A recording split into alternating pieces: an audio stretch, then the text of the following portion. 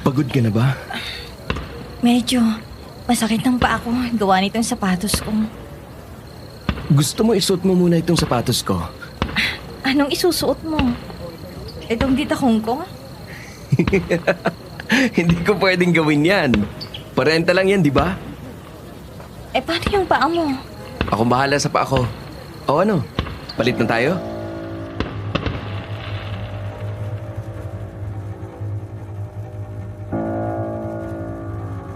Pumayag si Ada sa suhestyon ng kanyang konsorte at isinuot ang sapatos nito.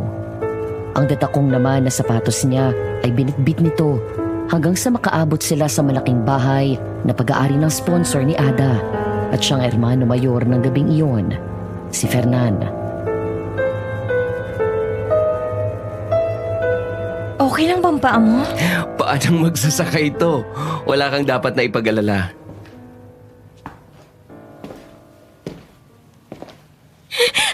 Tulungan niyo ako, parang awa niyo na.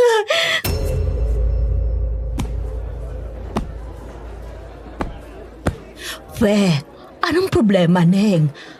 Nakakagulo ka sa pagdiriwang. Tingnan mo, nag-aalala na sila sa gawa mo. Nanidig na. Ayoko na po na bumalik doon. Hindi ko po kaya. Alin ang hindi mo kaya? Yung alaga niyo po. Ang alaga ko? Fe, anong problema? Nag-uusap lang tayo kanina. Tapos tinungga mo ang wine. Bakit bigla kang nanakbo? Jules, Yan na nga ang sinasabi ko eh. Sabi ng wag mong inumin. Isang lunukan ng wine. Yan tuloy, nalasing ka ng tuluyan. Oh, Nanay Digna, samahan niyo po ako. Anong nangyayari dito? Bakit buhat mo yung si Fe? Pinagtitinginan na kayo ng mga bisita. Hindi po pala sanay uminom ng wine si Fe. Nawala na ng malay dito. Dadalhin ko na po siya sa kwarto niya para makapagpahinga. Tayo na, Nanay Digna. Magandang gabi sa inyong lahat. Ako si Fernan. Sa tingin ko naman ay alam nyo ng lahat yan. At siguro ay sawang-sawa na kayo sa aking mukha. Dahil laging ako ang inyong hermano mayor sa sagalaan. Bago ang lahat, nais kong pasalamatan ang ating Reyna Elena ng gabi ito na si Binibining Amalia Fuentes at sa kanyang manager sa pagtanggap ng ating imbitasyon. Isa pong karangalan na makasama namin kayo. Handa na mga pagkain at inumin. Magsaya tayo at ating pagsaluhan ang biyaya ng ating puon na si San Isidro.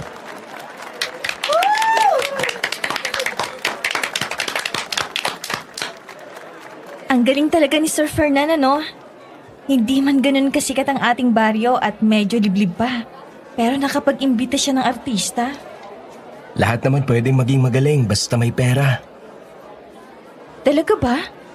Hindi mo ba napansin? Sagot ni Sir Fernan ang sasakyan nila. Sinino nga ang nagatid? Ang swerte nga ni tatay. Nakita niya nang malapitan si Amalia Fuentes. Pagpahingahin mo na si Ninong pagbalik galing Maynila. Kawawa ang paa niyan, sa clutch pa lang.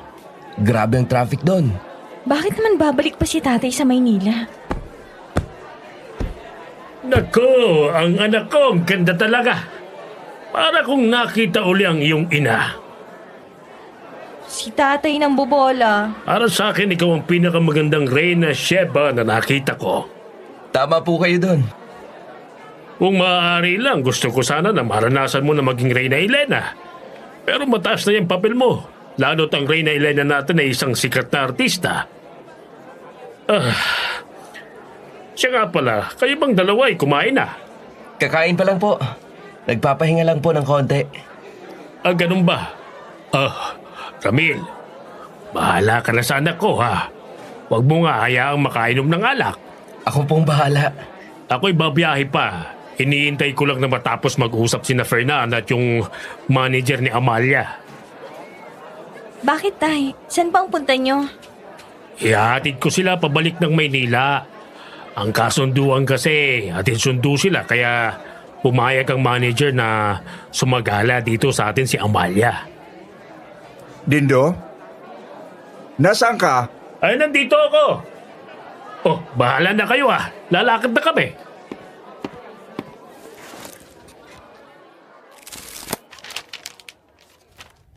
Mayo na naman, taong kasalukuyan 2025. Kung ang Hunyo sa Pinas ay tinaguri ang buwan ng kasalan, ang Mayo naman ang buwan ng sagala o Flores de Mayo.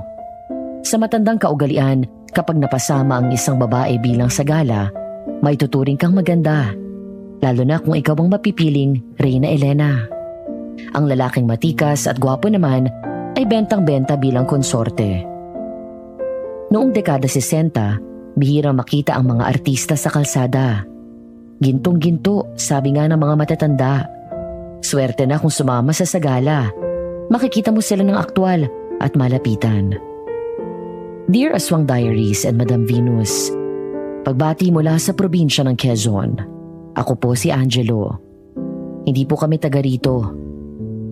Nagbabakasyon lang sa isang inupahang resort sa parteng Gumaka. Gabi na nang mamataan ko ang nadaang sagala. Naalala ko tuloy ang kwento ni na lolo at lola tungkol sa kanilang nakaraan. Isang karanasan na may kinalaman sa aswang. Doon ko naisipang sumulat sa inyo.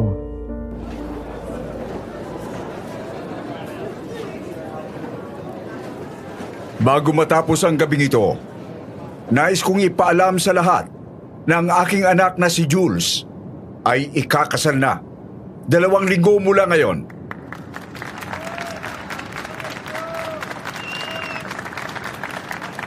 Makikisuyo sana ako sa inyong tulong at naway paunlakan ninyo ang aming imbitasyon. Sa wakas, ikakasal na rin ang aswang. Aswang? Anong ibig mong sabihin?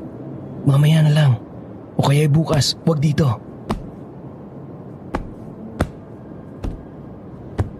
Di yata't nakakakita ako ng engkantada. Hindi. Si Ada na ubod ng ganda pala itong nakikita ko. Magandang gabi sa'yo, Jules. Ramil? Ang sabi ko, Ada, hindi ko akalaing sasagot ka. Pasensya ka na, hindi kita nakita. Sadya namang nakabibighani itong si Ada. Pero dahil binati mo na ako, magandang gabi din naman sa'yo. Mamaya sabihin ni Ada, binabastos kita. Pasensya na kung sumingit ako. Nag-alala ako na baka isipin mong hindi ka pinapansin ni Ada dahil hindi siya nasagot sa'yo. Pwede niyo nang ibalik ang pagbati ko. Ada? Masakit ang lalamunan niya. Ganun ba? Kung gusto mo, Ada, dumito ka na muna. Magpapatawag ako ng doktor para sa lalamunan mo. Hindi na. Kami na bahala. Pero maraming salamat sa alok mo.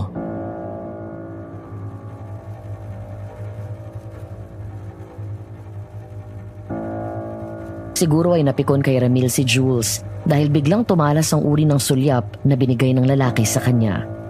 Bigla siya nitong nilapitan at nanggigil na bumulong.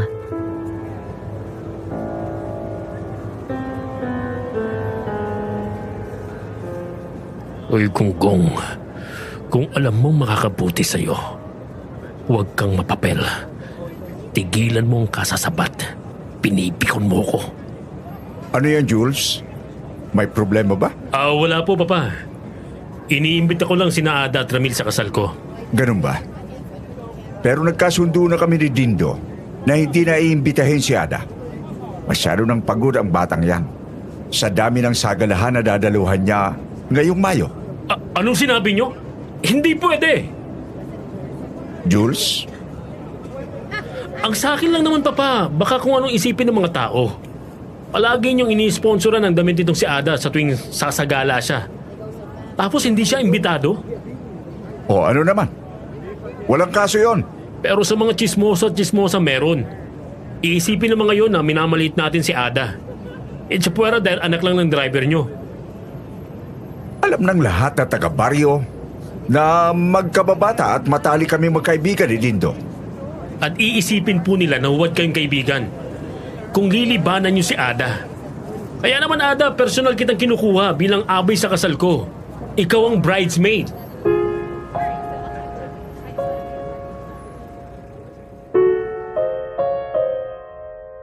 Nanlumo si Ramil sa nangyari.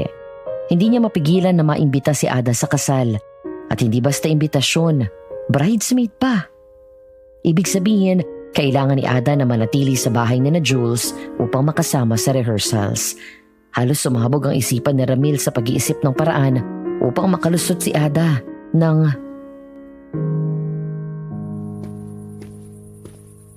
Neil! Psst! Ramil! Oh, oo, ganun nga. Anong oo ka dyan? Alam mo ba kung anong itinatanong ko? Ha? Ano nga ba? Loka, paano na lang pala kung pinipikot na kita? Eh di wala ka nang kawala sa akin. Ano? Talaga?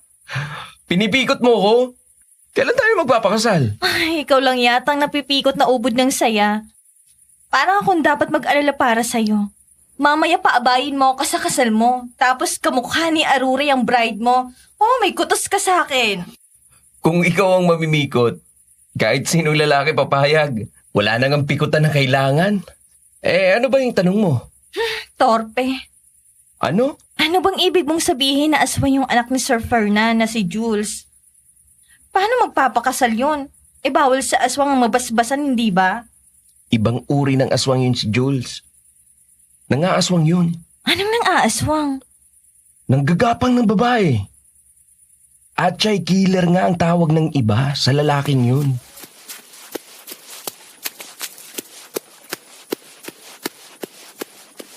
Nakakadiri! Hayop! Hayop ka, Jules! Hindi ba siya yung katulong na nawala ng mali kanina dahil sa kalasingan? Si Fe, Kilala mo? dayo sila ng kapatid niya rito. Nasunugan at namatayan ng mga magulang. Pareho silang namasukan bilang kasambahay kina Sir Fernan. Pero isang araw, nakita na lang na nakasabit ang kapatid niya sa puno ng mangga. Nakasabit? Ang liig. Ay, Diyos ko po. Bakit naman niya nagawang ganun? Ayon sa bulong-bulungan ng mga chismosa, nang inspeksyon din ng katawan ng kapatid ni Fe, buntis yun ng 2 buwan. Kawawa naman. Marami sa mga kasambahay nila ang nagsabi na ilang gabi nilang nakikita si Jules na labas-masok ng kwarto ng nakababatang kapatid ni Fe. Nakakatakot naman. Diba? Nakakatakot talaga. Oo, nakakatakot ang chismis ng tao. Wala kang kaalam-alam na sinisira ka na. Ay, sadyang makapangyarihan ang salita, ano? Kung sana nga lang panay salita na lang ang basihan ng chismis. Hindi ko naman sinasabi na walang katotohanan ang sinasabi mo. Pero bigyan din muna natin ng pagkakataon ng anak ni Sir Fernan na maipagtanggol ang kanyang sarili. Malay naman natin, di ba? Sabi mo eh.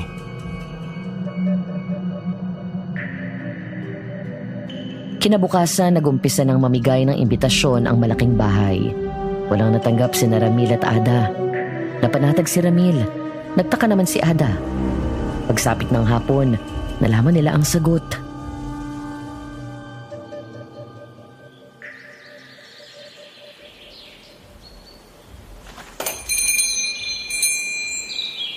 Salamat, Tosca.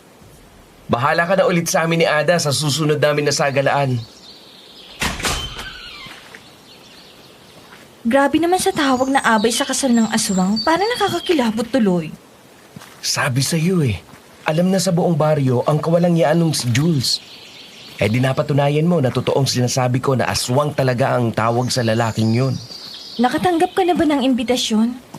Hindi pa. Ikaw ba? Hindi pa din. Mabuti kung ganun. Parehong-pareho kayo ng sinabi ni tatay. Ang pinagkaiba niyo lang, saradong labi ni tatay sa pagsasabi ng masama laban kay Jules. Basta sabi lang niya, mas mabuti daw kung hindi na matuloy ang pag-abay ko. Sangayon ako kay Nino. Baka naman hindi na nga tuloy. Wala daw sa mga ipinasa kay tatay ang pangalan ko. Puro mga imbitasyon lang. Yung nanay Digna daw ang may dala ng mga imbitasyon para sa mga abay. Naku! Bakit naman yun pa? Bakit? Anong problema? Ayoko maging basto sa matanda pero problema ang matandang yun. Konsentidora yun. Para sa kanya, walang maling ginagawa ang alaga niya.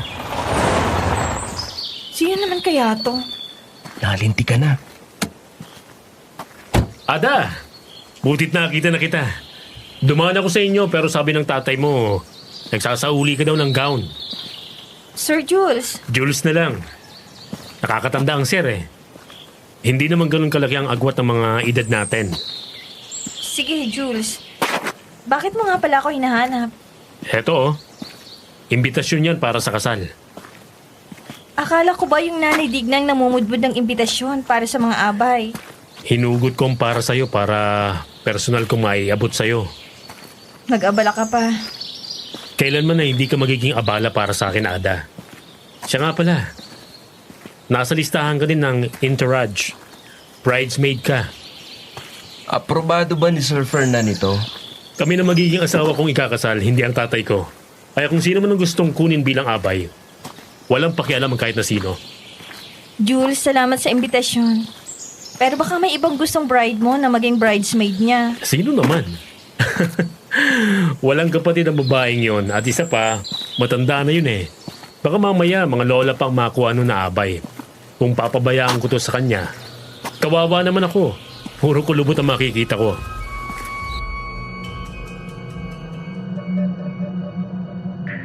Lahat ng tao sa lugar nila batid na kasunduan lang ng kasal sa pagitan ni Jules at ng pakakasalan nito. Paano namang hindi? 20 taon ang tanda ng babae kay Jules. Pero balita na hindi halata ang edad ng babae. Papasa pa ang mukha nun na 30 lang. Pabirumang sinabi ni Jules ang tungkol sa edad ng pakakasal niya. Hindi yun nagustuhan ni Ada.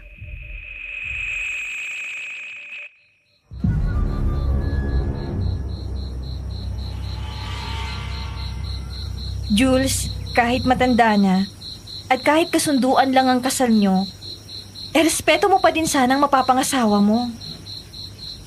Nagalit ka ba? Sorry na, hindi ko nauulitin. Biro lang naman yun. Tayo na, Ada. Hinihintay na tayo ni Mang Dindo. Sakto. Doon din naman ang daan namin eh.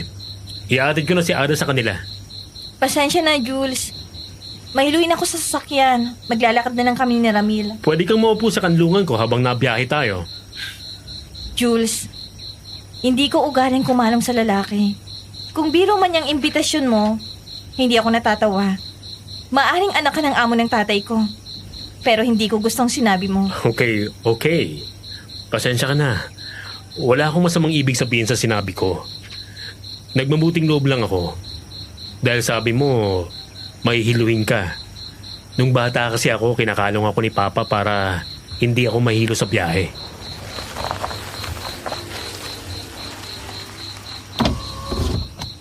Mawalang galang na sa'yo, Ano yun, Miss? Miss. Matagal-tagal na akong hindi natatawag na ganyan. Alam mo ba kung saan nakatira si Fernan? Yung may malaking bahay po. Oo. Teka. Parang kilala kong lalaking yan. Jules! Lucila?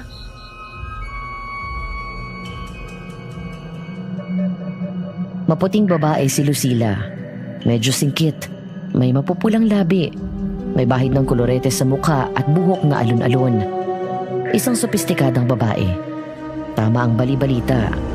Hindi bakas sa mukha ni Lucila ang edad nito na 50. Pabalik sa kanila, isinatinig ni Ada ang desisyon niya.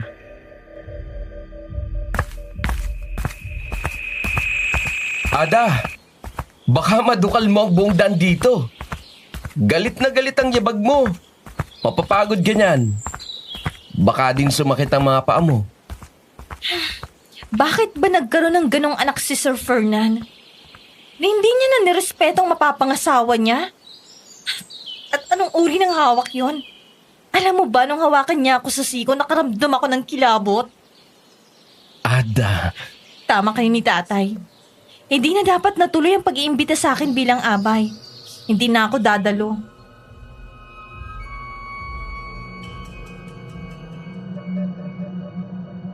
Ngunit sadyang mapaglaro ang panahon. Nang makabalik sina Ada sa bahay nila, nadatnan niya ang ama niya na problemado.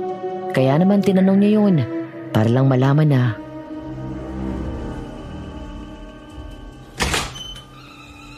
Oh, nakabalik na pala kayo.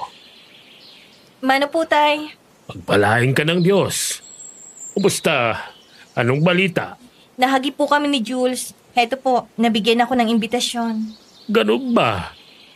O anong desisyon mo, anak? Hindi na po ako dadalo. Ayoko pong umabay sa kasal niya. Tama po kayo ni Ramil. Dapat hindi na nangyaring pag-iimbita sa akin. Oo, tama. Tama ka, anak. Bakit, tay? May problema po ba? Anak, bago ko sabihin sa'yo, gusto kong malaman mo muna ito. Ninong, aalis na po muna ako. Ipatawag niyo na lang po ako kung kailangan niyo ako. Hindi, Ramil. Maupo ka dito at makinig. Kakailanganin ko ang tulong mo.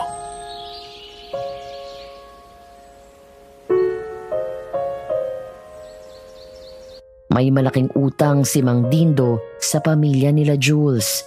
Naisanla nito ang bahay at lupa nang minsang magkasakit ang nag-iisang kapatid niya. Nang mabanggit ni Jules na gusto niyang umabay si Ada sa kasal niya, agad na tumanggi si Mang Dindo. Doon dinungkat ni Jules ang tungkol sa utang.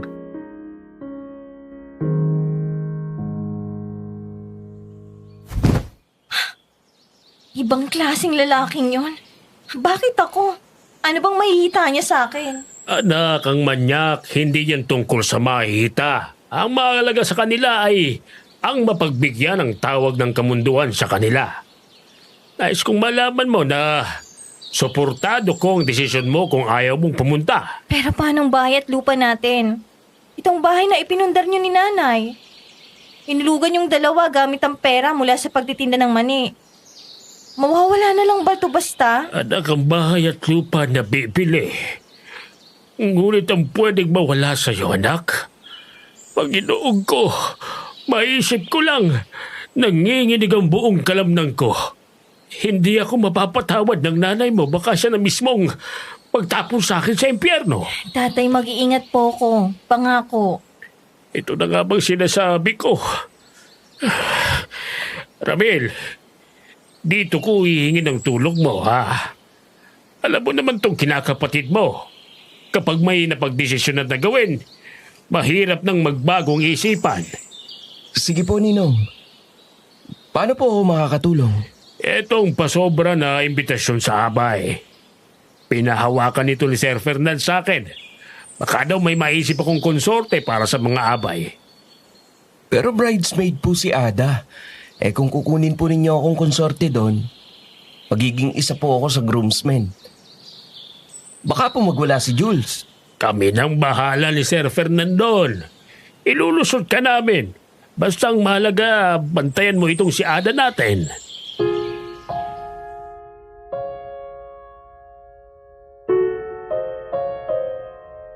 Ayaw man ni Mang Dindo, natuloy din ang pagpunta ni Ada sa malaking bahay para maging abay. Pagdating doon, hindi itinago ni Jules ang disgusto nang makita si Ramil.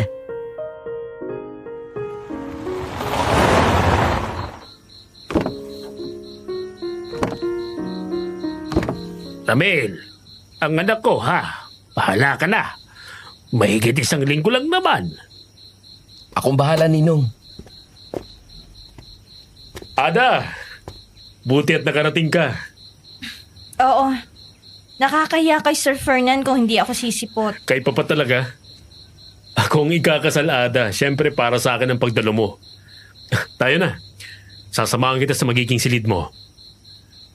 Sir Jules. Huwag na po kayong mag-abala. Si Ramil na pong bahala sa anak ko. Okay lang po, Mang Dindo. Ako na pong bahala. Malakas po itong si Ada sa akin eh. Isa pa, hindi ko po inimbita si Ramil. Ako, inimbita ko siya bilang partner ng groomsman ni Ada. Papa, ako pong ikakasal. Sana naman po, ipinapaalam niyo sa akin mga ganitong desisyon. Kailan ka pa naging interesado sa kasal mo? Ang mabuti pa, anak, puntahan mo na si Lucila. Kanina ka pa hinahanap nun. Ipasyal mo. At ang makita naman niya ang ganda ng lugar natin. Sabi niyo eh. Sige. Ada, mamaya na lang ha.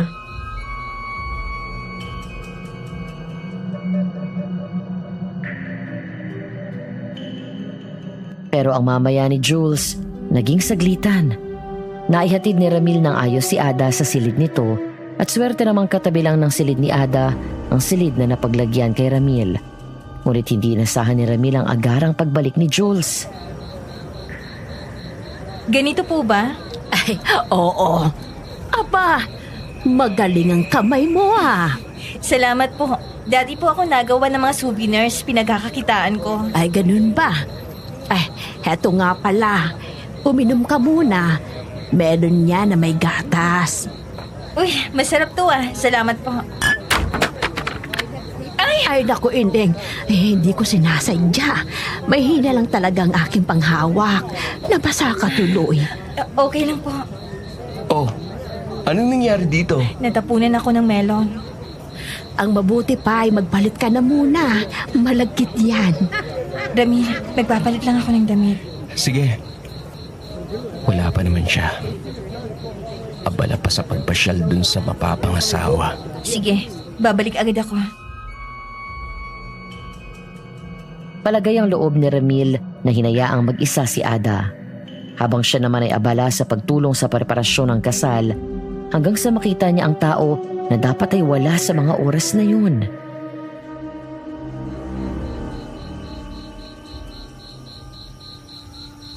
Okay na po ba ito dito? Oo. Ay, salamat, Toto. Ay, pagmerienda ka na muna. Salamat ho. Ang sipag naman ng groomsman namin. Magandang umaga, Ma'am Lucila. Lucila na lang. Hindi ka tauhan dito. Groomsman ka namin. Lucila kung ganon. Nasaan ang girlfriend mo? Parang hindi ko yata nakikita. Si Ada? Hindi ko siya girlfriend. Kinakapatid ko. Pero gusto mo, hindi ba? Huwag kang tatanggi. Sa edad kong ito, galaw pa lang ng mata, alam ko kung may gusto ang isang lalaki sa isang babae. Ganun ba? At alam kong tipo siya na mapapangasawa ko. Bakit ka nga pala nandito? Hindi ba't ipinapasyal ka ni Jules? Ako? Ipasyal ang uhuging yon? Hayon, hindi pa kami nakakalayo. Dumaing na ng masakit daw ang tiyan. Hindi! Naku po! Dumiretso ka na sa loob! Doon ka sa second floor! Patakbong pumunta si Ramil sa loob ng bahay. Diretso sa second floor kung saan nandoon ang mga silid ng mga abay. Inabutan niya si Jules na kinakatok ang silid ni Ada.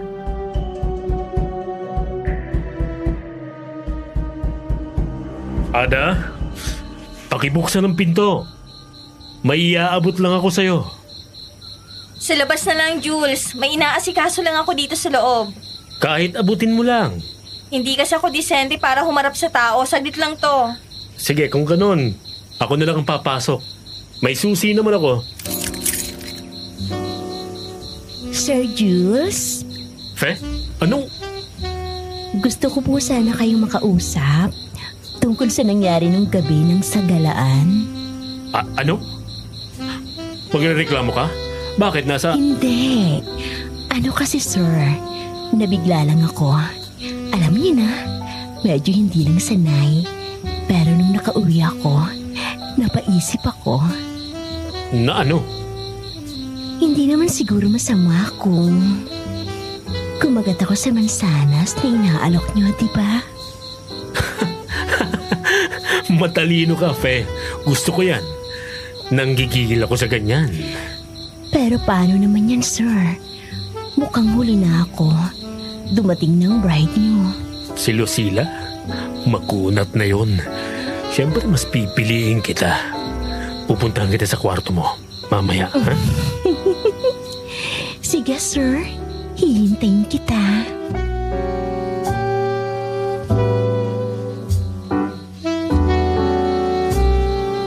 Nang umalis ang dalawa sa harap ng pintuan ni Ada, dahan-dahan niyong bumukas. Siya namang lapit ni Ramil sa dalaga. Pasensya ka na, Ada. Hindi ko inasahan na makakaisip ng paraan si Jules na makabalik agad. Nawala rin sa isipan kong sinabi mo tungkol dun sa Nanay Digna. Dapat yung natapunan ako ng melon juice. Nakatunog na ako na plano nila yon. Pero tama bang pagkakarinig ko? Si Fe? Siyang nakita natin nung gabi? Oo. Mukhang kumagat na siya sa patalim. Hindi ko siya masisi. Kawawa naman. Tayo na. Baka mamaya bumalik mang lalaking yon. Sa totoo lang, nang marinig ko kung paano niya kausapin yung Fe, nagtayo ang lahat ng balahibo ko.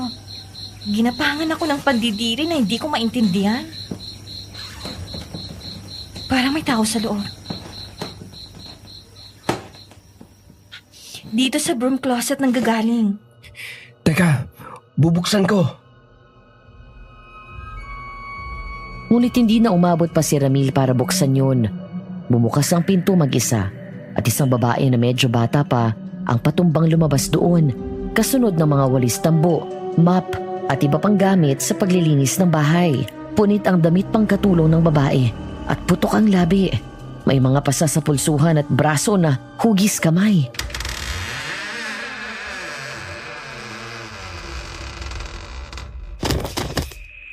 Naku po, hindi ba't si... Natasha. Sa palagay mo ba? Oo. Naaswang siya ng gagong yun. Natasha, kagabi pa kita hinahanap. Talaga ba? O isa ka din sa... Pwede ba? Kung wala kang magandang sasabihin, manahimik ka? Isa ako? Ako pa talaga. Hindi ba't iniligtas ko ang babaeng kasama mo mula sa lalaking hayok sa laman na yon? Anong... Mabuti pa umalis na kayo. At ikaw na babae ka. Pwede ba mag-ingat-ingat ka? Pumagkit ka din sa lalaking kasama mo. Kung talagang hindi mo gusto ang atensyon ng manyakis na yon, gawin mo ang lahat para makaiwas ka.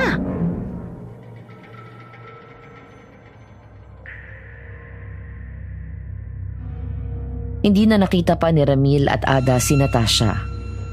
Wala na rin silang narinig na balita kung ano nang nangyari sa kasambahay. Makalipas ang 2 araw, isang insidente ang gumising sa mga tulog pa. Nabulabog ang lahat sa pagwawala ni Jules. Naglabasan ang mga natutulog pang bisita sa kwarto at pinanood ang gulo.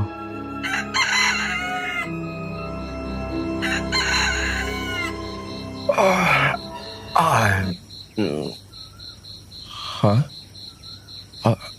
Alas 5:30? Tamang gising lang. Ano yun? Anong nangyayari? Sino yung nagwawala sa baba? Tinatarantado mo ba ako, ha? Hindi. Bakit naman kita tatarantaduhin? Bakit naman kita tatarantaduhin?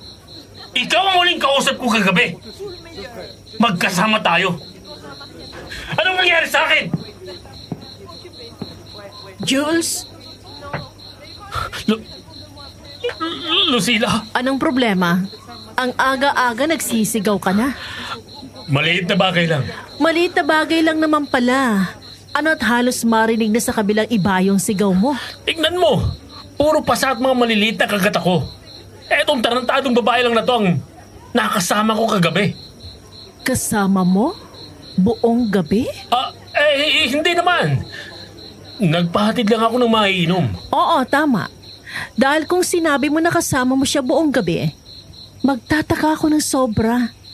Dahil kasama ko sa kwarto ko itong si Fe, magdamag. Nagpamasahe ako. Ganon? Oo, ganun. Letseng buhay to.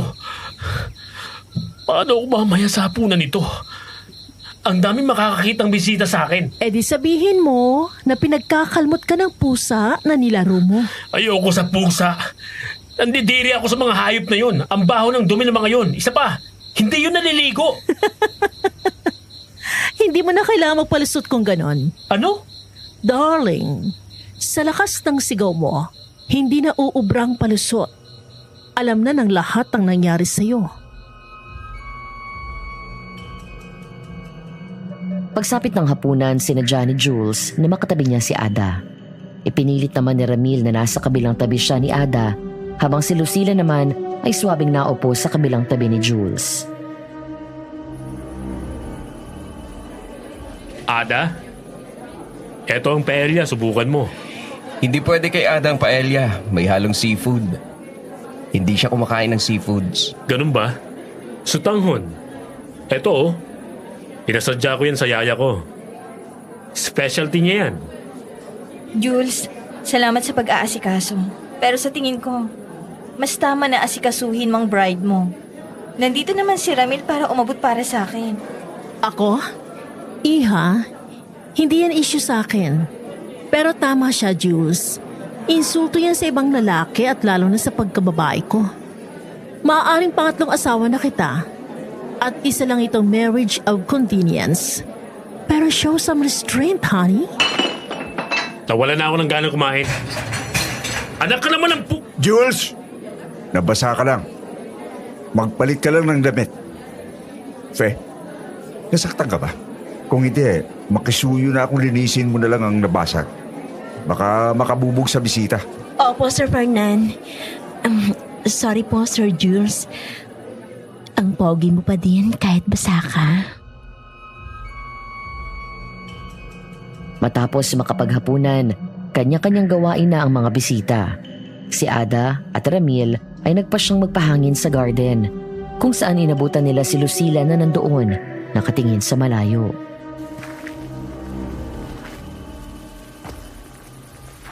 Ano nga ulit ang sinasabi mo sa akin kanina? 2 gabi na akong walang tulog. Nakakatakot kasi. Bakit? Noong unang gabi natin dito, nakarinig ako na may nagbubukas ng pinto ko gamit ang susi. Buti na lang hindi ako tulog noon dahil nagbanyo ako. Nang marinig ko ang tunog ng mga susi, inarangan ko ng silang seradura. Mabuti na lang. Pero nung sumunod na gabi, kagabi, nakarinig ako ng kaluskos sa may bintana ko. Bintana mo? Doon sa may ulunan ng kama? O doon sa malapit sa tokador? Malapit sa may tokador. May pwedeng apakan doon ng tao. May hagdan na kahoy na nakapako nga sa dingding nun. Oo, naalala ko yun. Naramdaman ko na binubuksan ang bintana ko. Kaya ang ginawa ko, tinukuran ko na lang, hindi na ako natulog. Bakit hindi mo na lang nilak? Walang lock. Parang inalis. Tanging yung pinagkabitan ng handon. Ay, balik na lang tayo sa... Pwede niyo akong samahan dito. Hindi na. Baka makaabala kami. Baka mapakinabangan yung solusyon ko sa... Aswang! Si tatay yun! Agad tinakbo ni Ramil at Ada ang pinanggalingan ng hiyaw. Nang makarating sila, dinatnan nila ang isang aswang na nakakubabaw kay Mang Dindo.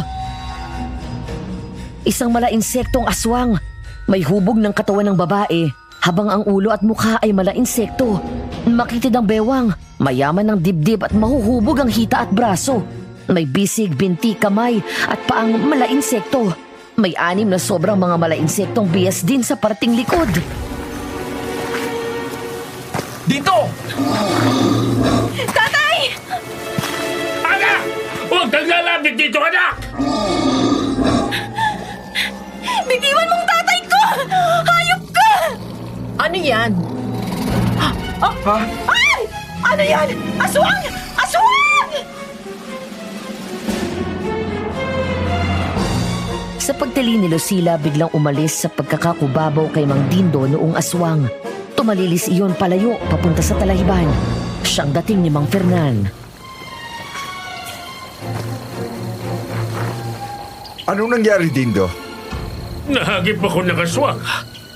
Naku ha, Dindo, ang dami mong kalos oh. Maliit na bagay. Hindi yan maliit. Tara na, ako na ang magmamaneho. Ihatid na kita sa ospital.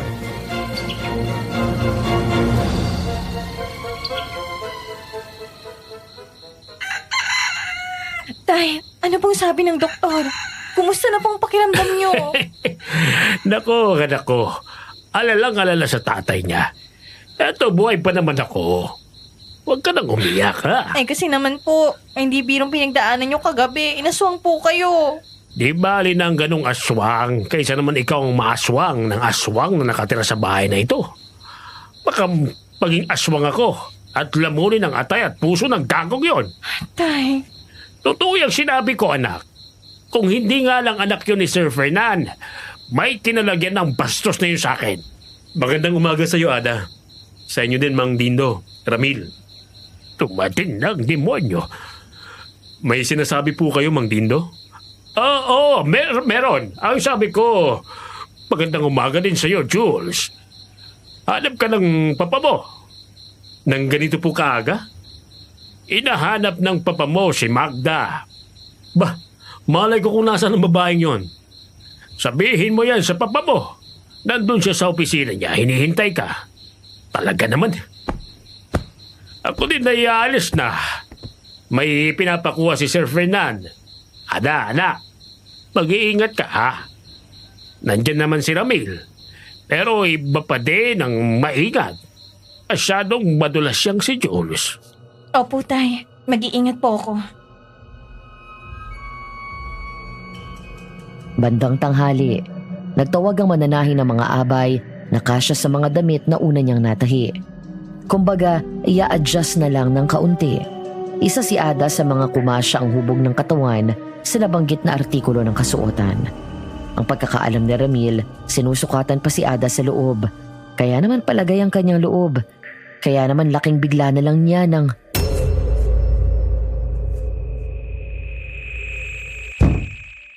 Ada? Ramil, parang awa mo na. Itago mo ako, sige na. Dito.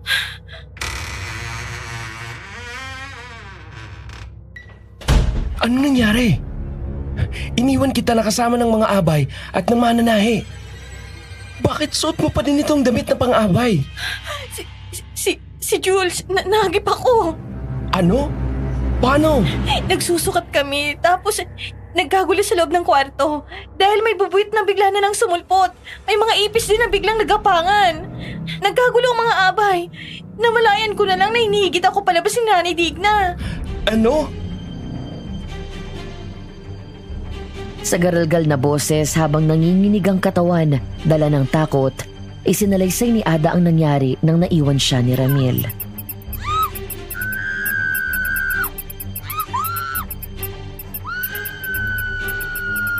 Kumalma kayo. Dito kayo sa may isang parte ng kwarto, itataboy ko. Ako nang gagawa niyan, Iha. Sige po, salamat po. Parini ka na nang hindi ka mahagip ng mga yan. Ha? Anong nangyari? Nanay Digna! Pakibukas po ng pinto! Nanay Digna! Makisuyo po sa pinto! Hindi ko mabuksan ang pinto, Ineng. Pasensya na. Sisigaw ako didi sa bintana para matawag si Tomas at nang mabuksan ang pintuan. Ada, Jules, ang ganda mo sa suot mong pangabay. salamat. Sige, una na ako. Tutulungan ko si Nanay Digna na matawag si Tomas para mabuksan itong pintuan. Huwag ka na munang umalis. Ayan oh, lukot ang likod ng zipper ng damit mo. Hayaan mong ayusin ko para sa'yo. Hindi na. Bahala ng mananahi dito. Ako na. Marunong din naman ako. Jules, bitawan mong braso ko, nasasaktan ako. Lalo kang masasaktan kapag nanlaban ka. Aayusin ko lang naman tong zipper sa likuran mo.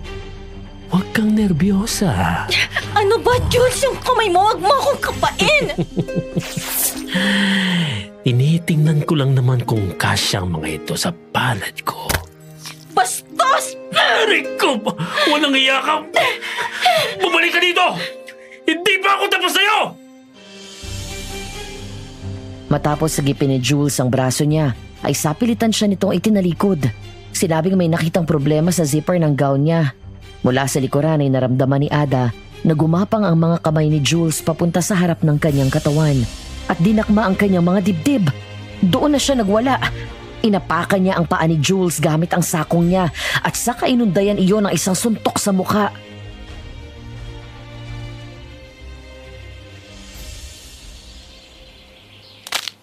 Talaga naman. Napakakonsentidora nung sinanay Digna. Ibang klase talagang tandem ng dalawang yon. Kaya ang daming nabibiktima ni Jules ay dahil sa matandang yun. Diring-diri ako. Gustong bumaliktad ng sikmura ako. Lalo na nang binugahan niya ako ng mainit na hininga sa batok ko habang sapo ng mga kamay niyang dibdib ko. Pasensya ka na, Ada. Hindi ko inaasahan na ganun kakapal ang mukha ni Jules. Nagkulang ako. Pangako, hindi na ito mauulit. Makakaasa ka. Kanina ka pa ba dyan? Oo. O mas tamang sabihin ko na, kagabi pa ako dito mga darling. Kagabi? Kwarto ko to. Naku po. Ay, pasensya na. Hindi ko alam.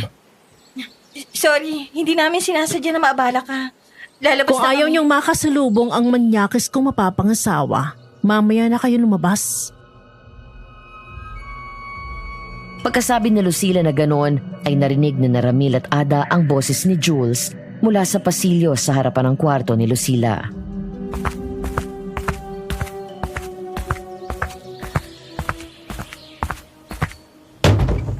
Lintik na babaeng yon.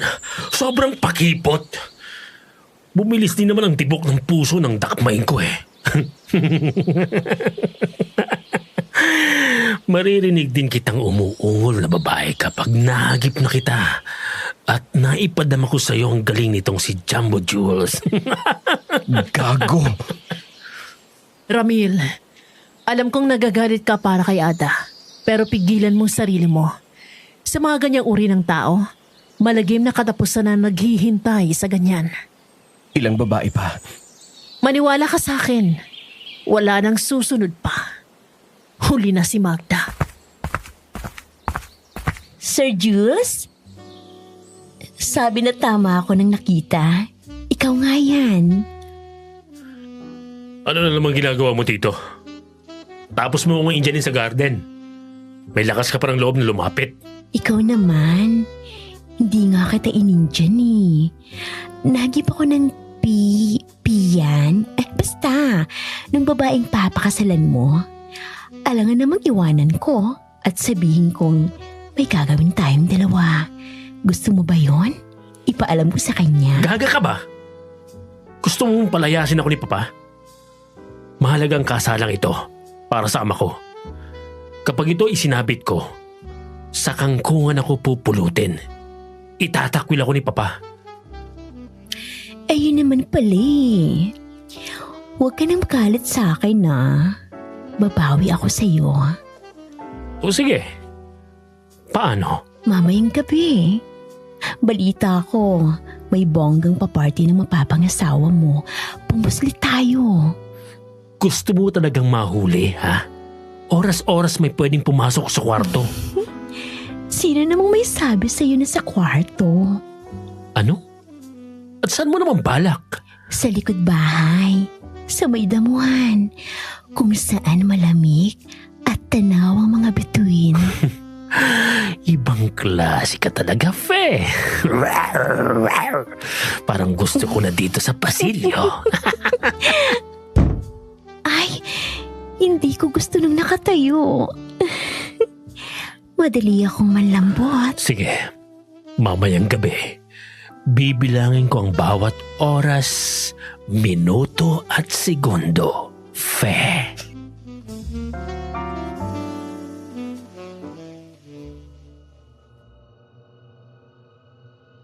Nang matapos ang landian sa pagitan ni Jules at ng katulong na si Fe, pinayagan na ni Lucila na makalabas si Ramil at Ada sa kwarto niya. Naisip ni Ramil na siguro magaling lang talagang magtago ng emosyon ng babae, pero hindi niya yon kinakitaan ng anumang bakas ng emosyon nang marinig nila ang palitan ni Jules at Fe. Basta tumanaw lang yon sa malayo at napatawa.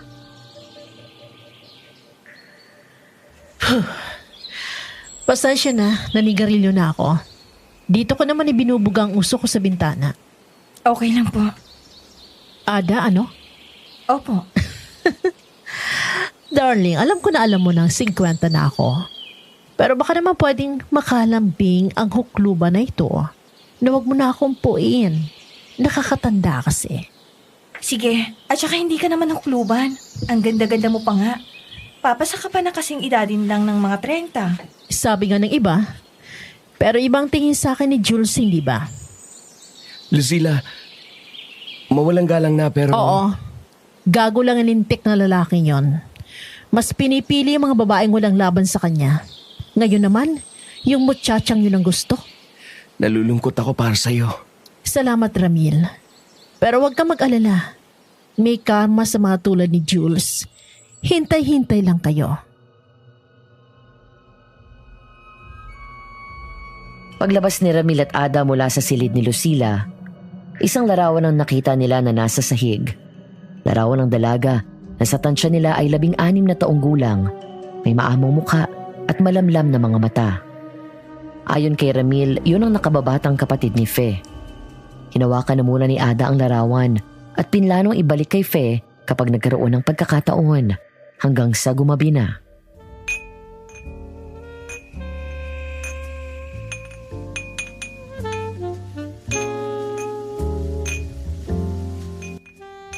Salamat sa pagdalo.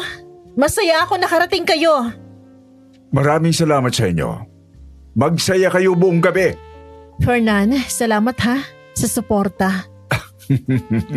Ilang araw na lang, ikakasal na kayo ni Jules. Tatawagin mo na akong papa. Ikaw hindi pa ikaw ang nagpakasal sa akin. At talaga namang anak mo pa ang pinili mo. Alam mo namang loyal ako sa asawa ko eh. Maging kamatayan ay hindi magbabago ang damdamin ko. Isa pa, naniniwala ako na masusuweto mo ang aking anak. Sana nga.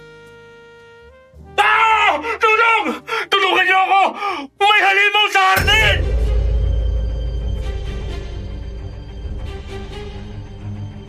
Nahiyaw na sumipot si Jules sa bulwagan. Natanging panloob lang ang suot. Nagkagulo ang mga bisita sa narinig. May mga tumili, may napasigaw. May iba na nanakbo kung saang parte ng mansyon at ang iba ay nakiusisa. Pagdating sa hardin, walang halimaw na nakita doon. Bagkus ay dinatna namin si Fe na may pinipigilang baboy ramo na nakatali sa liig. Dito! Nandito sa hardin ang halimaw! Fe, anong ginagawa mo? Eto po, pinipigilan ko ang baboy ramo na nakawala. Saan galing yung baboy ramo? Hindi ko din po alam eh. Basta na lang po ng gulo dito sa amin ni Jules habang kami po ay naglalabing-labing sa damuhan. Ay, hindi pala. Ano po, Tonta! Boba! Tanga! Jules, ano na namang ginawa mo? Wala, Papa. Pero ano bang sinasabi mo? Linawin mo kay Papa. Baka mamaya isipin niyang kung ano. Wala po yun, Sir Fernan. Napabiro lang po ako. Madalas ko lang po kasing mabiro si Sir Jules. Huwag mo nang uulitin ang ganong biro, Fe. Lalo't na andito ang mapapangasawa ni Jules. Hindi mo naman siguro nais na magkaroon ng di pagkakaunawaan sa pagitan ng ikakasal. Hindi ba? Nako, hindi po.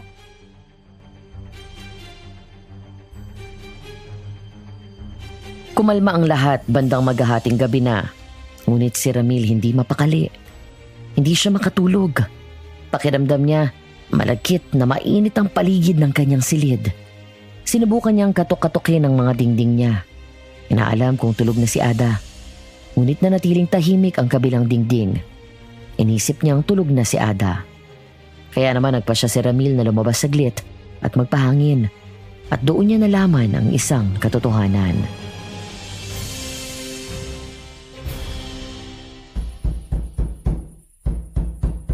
Tulog na yata si Ada. Ay, yayayain ko sana na magpahangin. Pero wag na lang. Ako na lang mag-isa.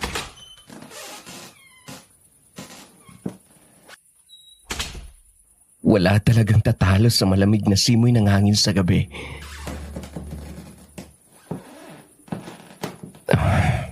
Papasok ang tunog. Nako, si Ada. Baka si Jules yun. Nasaan na yun? Lucila? Lucila! Hoy! Lucila! Naglalakad habang tulog. Saan naman ito pupunta? Sinundan ni Ramil si Lucila kung saan papunta sa sleepwalking nito. Nabigla siya na umabot sila sa likod bahay kung saan sa isang puno ay may bangko at sa ibabaw noon ay isang lubid na nakatali sa sanga. Doon na kinutuban ng masama si Ramil.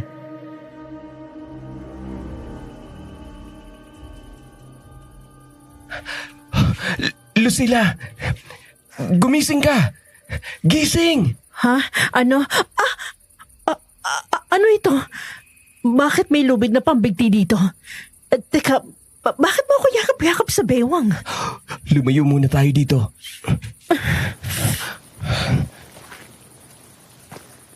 Anong nangyari? Ba't ako nandito at kasama ka? Nakita kita na naglalakad habang tulog. Sleepwalking?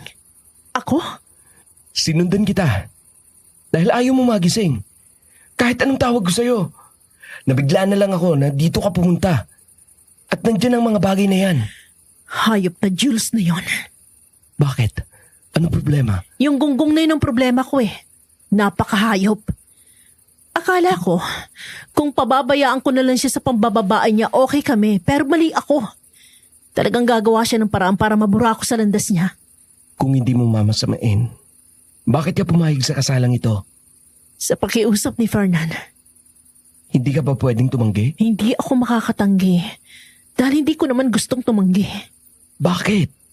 Luha at pigati lang ang dulot ng kasal ninyo ni Jules. Malalim ang samahan namin, yang si Fernan. Nang malugi ang farm ko, sinambot ako ni Fernan. Muli niya akong pinagsimula, hindi niya ako siningil. Nang mabingit ang buhay ko, gawa ng aking pangalawang asawa, iniligtas niya ako. Siguro naman ay hindi niya ikasasama ng loob kung umurong ka sa kasal ninyo ni Jules. Bumawi ka na lang sa ibang paraan. Paano ko gagawin yon? Gayong ako ang nagboluntaryo na pakasalan ng hayop na Jules na yon. Ha? Bakit? Naawa ko kay Fernan. Namamroblema siya sa anak niya dahil masyado na daw malikot sa babae. At batid ni Fernan na tumatanda na siya. Kailangan ni Jules ng tali para malimitahan ang kalokohan niya. At ang naisip ninyong dalawa ay ang pag-asawahin ng siraulong yon? Oo. Wala nang pag-asang lalaking yon. At patuloy lang siya magiging ganon. Hanggat may mga babaeng handang magpadala sa tikas at gandang lalaki ng demonyong yon. Lahat ng bagay sa mundong ito may hangganan. Ang taong sumusobra ay dapat lang kalusin. Paano kakalusin ng isang yun? Kabi-kabi lang nagkukonsinte. Ikaw, yung tatay niya, at si Nanay Digna. Isama pa ang mga babaeng katulad ni Fe. Si Fe? Si Fe talagang tinira mo? Baka mabigla ka sa kayang gawin ng babaeng yon. Kagaya ng? Ang kamay ko! Ang kamay ko! Papa! Nananig na! Ang kamay ko! Ang kamay ko! Nagising ang buong kabahayan sa mga hiyaw ni Jules. Nang datnan siya ni Ramil kasunod si Lucila, napapalibutan na ng mga tao ang silid ni Jules. At nang tuluyan na silang makapasok, nakita nila na wala na ang palasing-singa ni Jules sa kaliwang kamay. Nakita din nila na may maliit na altar si Jules sa may bintana nito, kung saan nandoon ang larawan ni Lucila. May lubid na nakapulupot.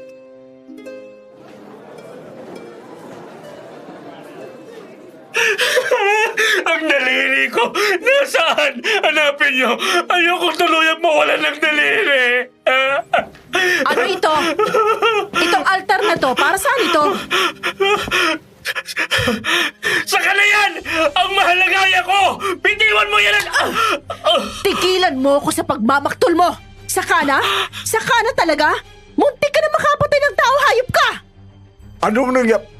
Anong ginawa mo, Jules? Hindi ka na ba titigil? Papa, ang daliri ko po, sige na. Maawa po kayo sa akin. Ayoko pong maging putol. Sa laki ng kasalanan mo, ipagpasalamat mo na daliri lang ang kinuha sa'yo.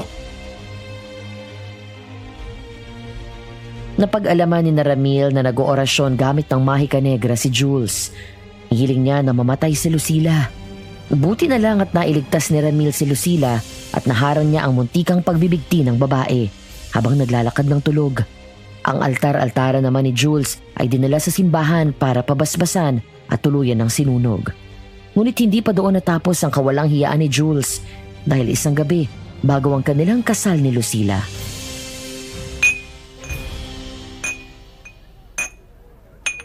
Sa wakas, bukas na. Makakauwi na din tayo sa atin. Ay, makakahinga na ako ng maluwag kung ganon. Tama po kayo. Sa wakas, makakatulog na ako ng ayos. Abay, anong meron? Parang narinig ko yata si Digna. Ayun, hindi ba't si Faye yun? Ibalik mo na ang kinuha mo! Hindi ko po alam ang sinasabi nyo. Ang daliri ni Jules. Akin na! Ibalik mo! Ibalik? Hanapin nyo! Diyan ka naman magaling na matanda ka, di ba? Maghanap! Anong sinasabi mo dyan? Magaling kang maghanap ng paraan kung paanong maaaswang ng gagong alaga mo ang babaeng matitipuhan niya. Masahol ka pa sa demonyo na matanda ka? Konsentidora? Hindi na matitigil ang gulo sa bahay na ito? Kayong dalawa. Nais ko kayong makausap doon sa opisina ko. Ngayon na! Lucila, bahala ka na muna sa mga bisita. Sige. At kung sakaling makita mo ang anak ko, pakisabihan mo na pumunta agad sa opisina ko. Ngunit naayos na't lahat ang mga bisita, walang Jules na nakita. Inisip nila na baka lumabas para magpahangin, pero mali pala sila. Dahil nang magsibalikan na sa mga kwarto ang mga tao, doon na pag-alaman ni Ada at Ramil kung nasaan si Jules. Ang mga sunod na eksena ay batay po sa pahayag ni Ada na ibinahagi niya kay Ramil.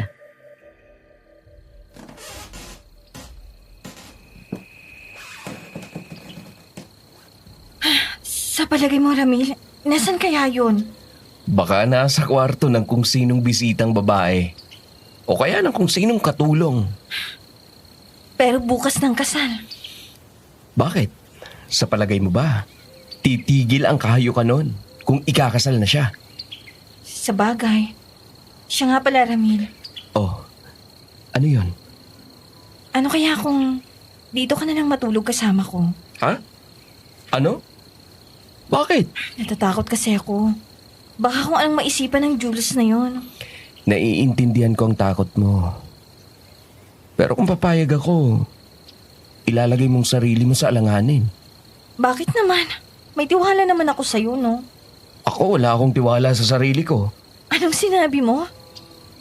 Ang sabi ko, malalagay ka sa alanganin dahil iisipin ng iba. May ginagawa tayo na ginagawa lang ng mag-asawa.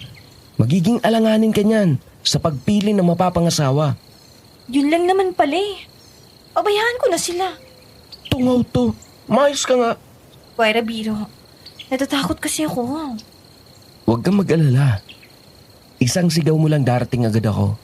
Pangako mo yan ah. Opo, cross my heart and hope to die. Ayan o, krinusan ko pa yan para silyado. Nang magsara ng pintuan niya si Ada, nakaramdam siya ng kakaiba. Tila ba'y may kasama siya sa kwarto na hindi niya nakikita. Ngani-ngani siyang kumuha ng pantulog at nagumpisang magpalit ng damit. Nang biglang may nangyakap sa kanya mula sa likuran at pilit siyang inihihiga sa kama. Sa kanyang pagbagsak sa higaan, pinilit ni Ada na makatayo, ngunit agad siyang kinubabawan ng mabigat na katawan.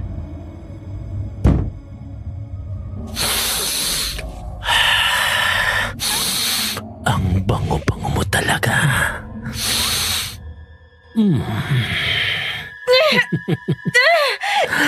Ramil!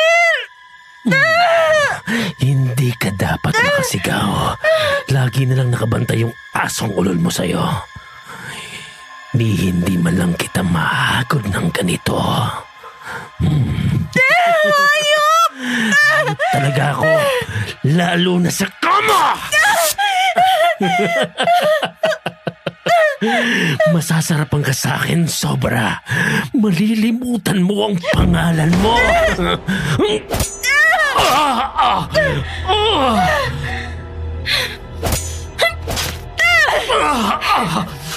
Pipiliin ko lang mapakulong sa koreksyonal kaysa ang malahiran ako ng nakakadiri mong laway! Ada, maghunos dili ka. Pwede naman natin tong... Pag-usapan? Hindi! Wala tayong pag-uusapan. Mamimili ka lang.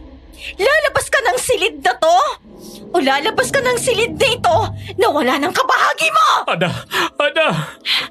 Labas sabi! Lumabas ka sa silid ko! Manyak! Nang marinig ni Ramil ang gulo sa kwartong katabi, agad siyang nagtungo roon. Tinadyakan niya ng ubod lakas ang pinto nang malaman niyang nakalak iyon at narinig niyang nagsisisigaw si Ada. Umakyat ang lahat ng dugo sa ulo niya nang makita niyang punit ang damit pantulog ng babaeng lihim na itinatangi. Gago ka! Talagang hindi ka tumigil! Napakahayop mo! Ang dami ng babaeng hinayop mo! Pati ba naman si Ada na walang interes sa'yo?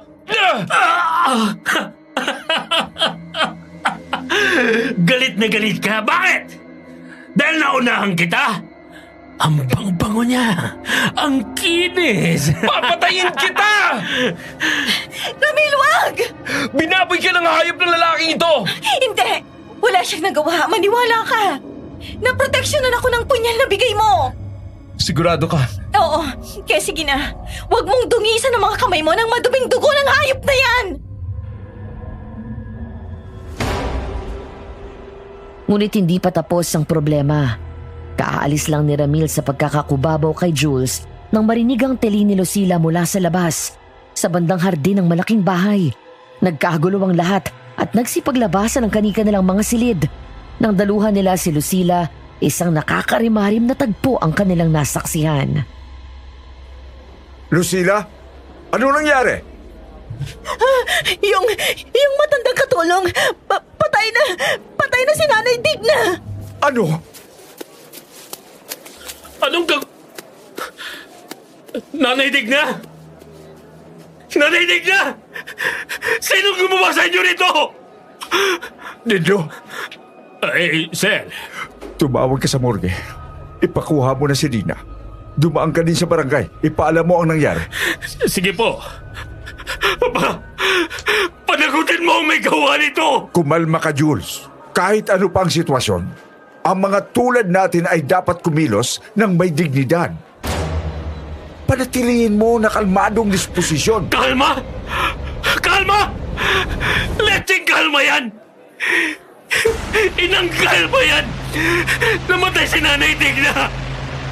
Gusto niyo akong kumalma?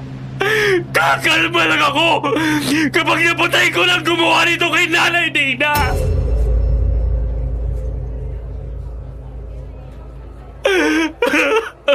Kayong mga naan dito, magsibalik na kayo sa silid ninyo. Maga pang simula ng kasal bukas. Kasal! Nababaliw ka na ba, Papa? May patay tayo dito! Ayan o! Nakabuyang-yang sa hardin! Wasak ang tiyan ni Nanay Digna! Itutuloy yung kasal! Walang ano-ano ay sinuntok ni Sir Fernan sa panga si Jules. Laglag ang lalaki sa damuhan. Pagkatapos ay kinuwelyohan ni Sir Fernan ang anak niya. Oo, itutuloy ko ang kasal. At oo, malapit akong mabaliw. Gawa mo! Gawa ng mga problema ang dulot mo na hindi na matapos-tapos. Papa! Makinig kang mabuti, Jules. Matanda na ako. Ginagawa ko ito para sa iyo. Lahat ng ito para sa iyo.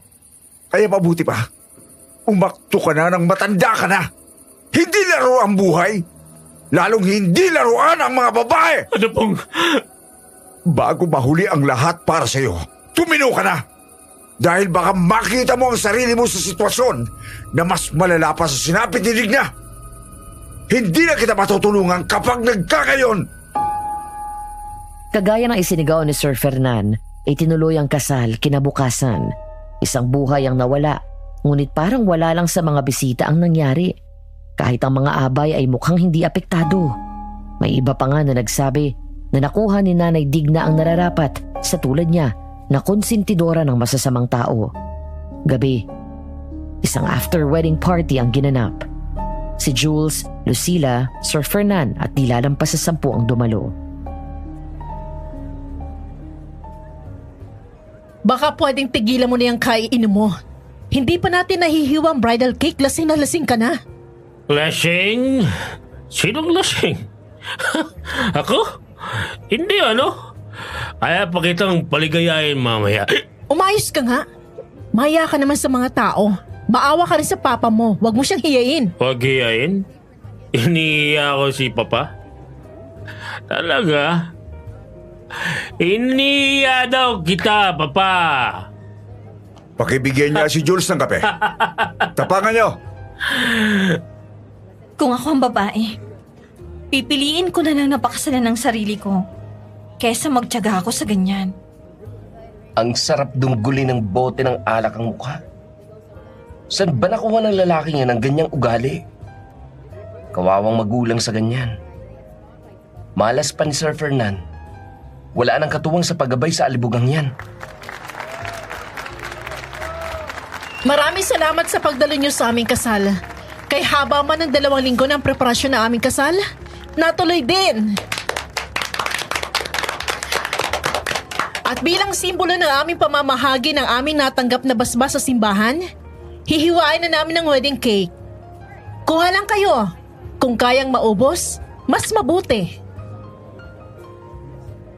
Dala ng kalasingan, pasuray-suray na nakihawak sa cake knife si Jules. Magkakrus ang mga braso ng bagong kasal na nagsubuan ng cake.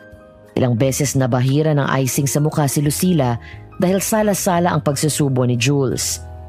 Pakuha na ng cake sina Ada at Ramil nang isang bisita ang sumigaw. Natagpuan niyang nasa bibig niya ang isang daliri na may suot na wedding band. Ang palasingsingan ni Jules. Naku po, nakakasuka naman.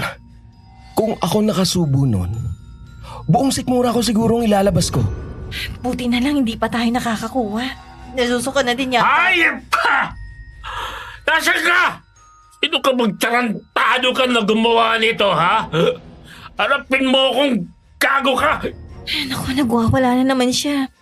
Hindi na yata talaga titigil ang gulo sa pagdiriwang na ito. Nakakaawa ang ama niya. Wala na. Hindi na talaga binigyan ng kahihiyan, Sir Fernan. Nagustuhan mo bang regalo ko sa kasal mo, Jules? Nandoon si Fe. Ibang-iba sa Fe na nakasanayan namin na nakadamit pang katulong. Isa yung Fe na nakalugay ang buhok, nakadamit na pulang-pula at may kolorete sa mukha. Sa kanyang pagdating na tahimik ang lahat, maging ang masayang musika ay nahinto at tanging kuliglig lang ang maririnig. Sayang nga lang at ibang taong nakakuha. Ikaw yung hayop na nangagat sa akin sa dilim! Ako nga! Kung nakita mo lang ang sarili mo sa salamin, nakakatawa ka. Babaeng hindi nanlalaban lang ang kaya mo. Walang hiya! Tarantado kang babae ka! At talagang nakakuha mo pang manigarilyo na babae ka? Ayun ang babaeng kumuha ng daliri ng asawa mo! At nakuha mo pang manigarilyo? Anong klaseng asawa ka? Ano nga ba? Isang huklubang babae na pinagkasundulan ng papa mo sa'yo, yun akong uri ng asawa. Wala kang silbi! Akmang kukwelyohan ni Jules si Lucila nang biglang iduldol nito ang sigarilyo sa braso ng lalaki. At sa pagkabigla ng lahat, tinawag ni Lucila si Fe na para bang matagal nang magkakilala ang dalawa. Nasiraan ka na ba? Bakit mo ginawang ashtray ang braso ko? Bakit nga ba? Dahil kikwelyohan mo ako at hindi ko yun gusto. Hayop kang babae ka! Fe, hindi ako dapat humarap sa lalaki ito, hindi ba? Anong kalokohan to? Nangako ka na gagampanan mong kasunduan natin. Sinabi ko sa'yo, ayoko na sumisira sa pangako. Ilang panahon ang nakalilipas. May isang 16 anyos na katulong ang natagpuan na nakasabit sa isa sa mga puno ng bakuran na ito. Ano? Tumabas sa autopsiya, nabuntis ng 2 buwan ang naturang katulong. Gayong wala naman yung kasintahan. Lumabas din sa pagsusuri na pinagsamantalahan siya. Ang katulong na yon ay nakababata akong kapatid! At narito ako upang singilin ka! Ha?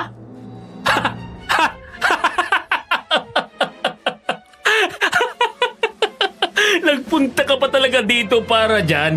Pinagsamantalahan? Ginusto din naman niya yun. Grabe nga nangalingin niya. Sarap na sarap! Walang hiya ka! Ang dapat sa'yo mamatay! May dalang malaking patalim si Faye. Nagkagulo ang mga bisita. Kanya-kanyang pulusan palayo. Sa lahat ng gulong yun, tanging si Lucila, Sir Fernan at Jules lang ang natira sa hapagkainan.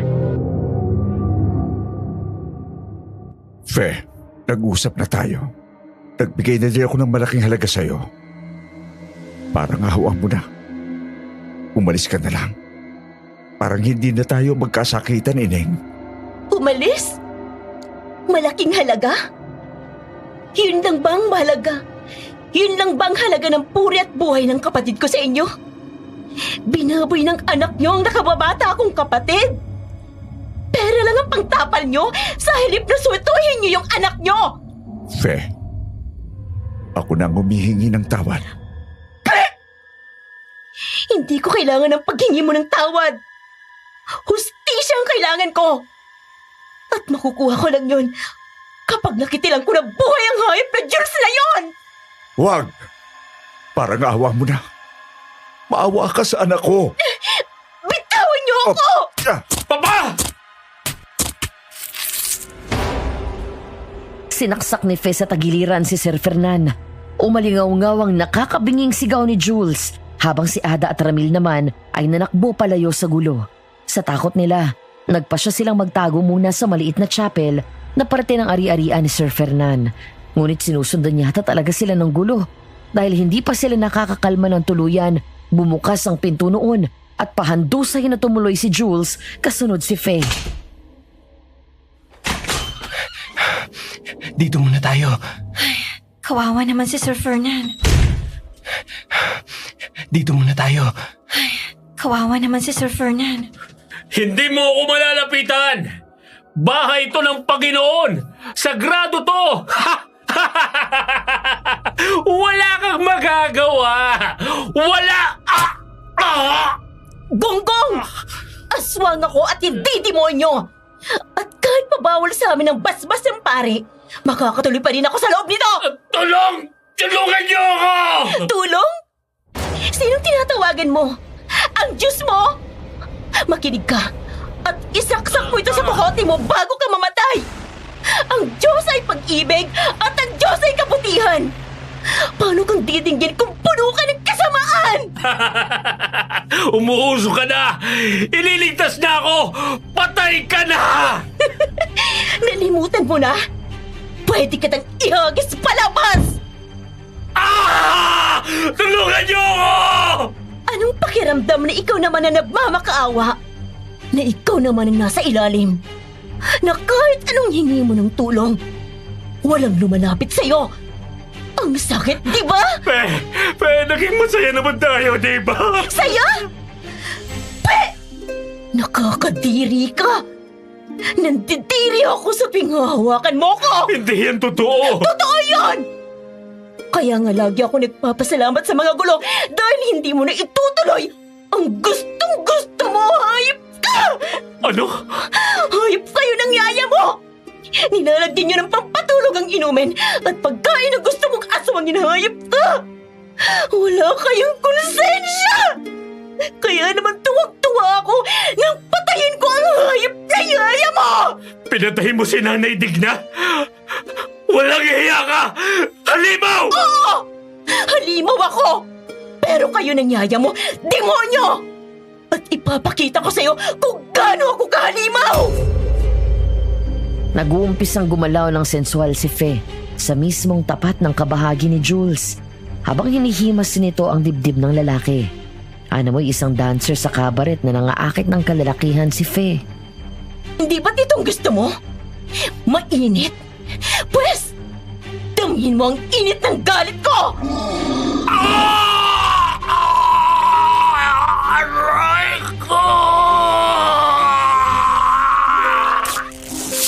Huwag kang tumingin, Ada. Papa! Tulong! Tulungan mo ako! Natapos na. Naipaghiganti na kita, Mercedes. Naririnig mo ba? Naipaghiganti na kita. Patay na ang hayop na pumaboy sa'yo.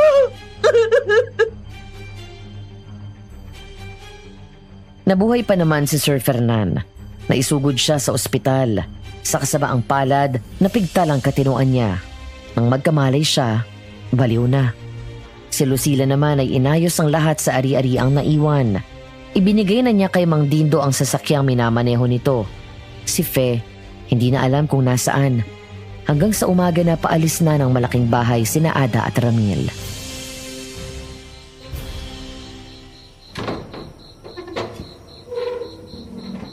Parang isang masamang panaginip lang ang lahat. Mas weirdo daw ang katotohanan sa gawa-gawang kwento lang. Ano? Para sa inyo yan. Pinabibigyan ni Lucila.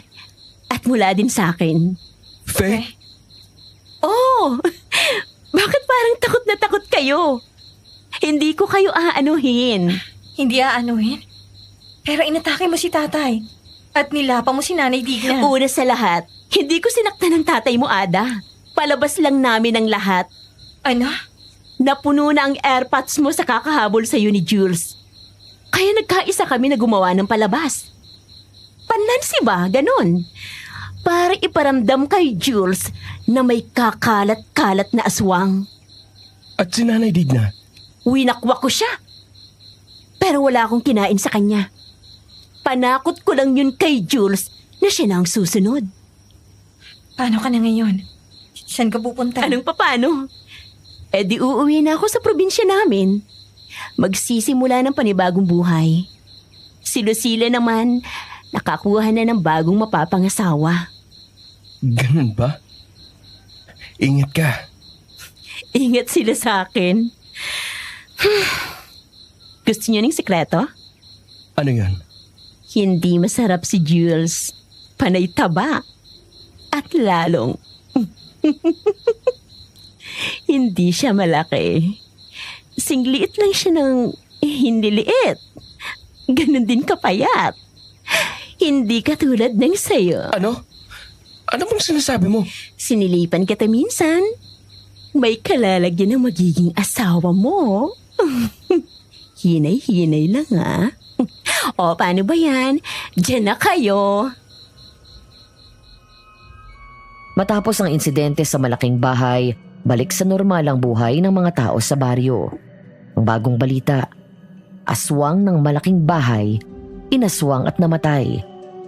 Matapos ng 1 taon, muling sumapit ang buwan ng Mayo. Sa gala at konsorte ulit si Ada at Ramil.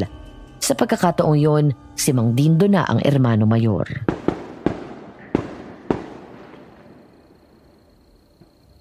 Pagod ka na ba? Hindi pa naman. Komportable itong heels na ibinili niyo sa akin ni tatay. Mabuti kung ganun. Ano?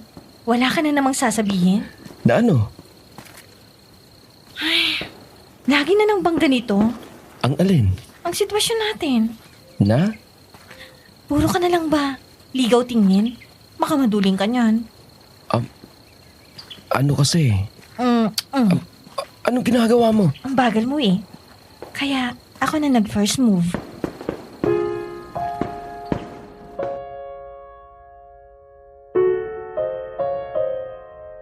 Pagkatapos noon, hindi na muling nakita pa si Fe. Kahit si Lucila. Ang laman ng bag, mga yaman, pera, alahas at bara ng ginto. Bagay na pinagyaman ni na Ada at Ramil. Nang ibang bayan sila at napadpad sa may Cavite, kung saan nagtayo sila ng bigasan at isang grocery. Binayayaan sila ng madaming anak at apo. Isa na ako doon. Sa mga mahilig manggapang, mga aswang, isa itong babala. Gaano man karami ang pera ninyo o kaprominente ang pamilya nyo, kapag panahon na ang humatol, kakalusin at kakalusin din kayo. Baka mamaya, magaya kayo kay Jules. Kayo na ang inaaswang. Hanggang dito na lamang po, Angelo.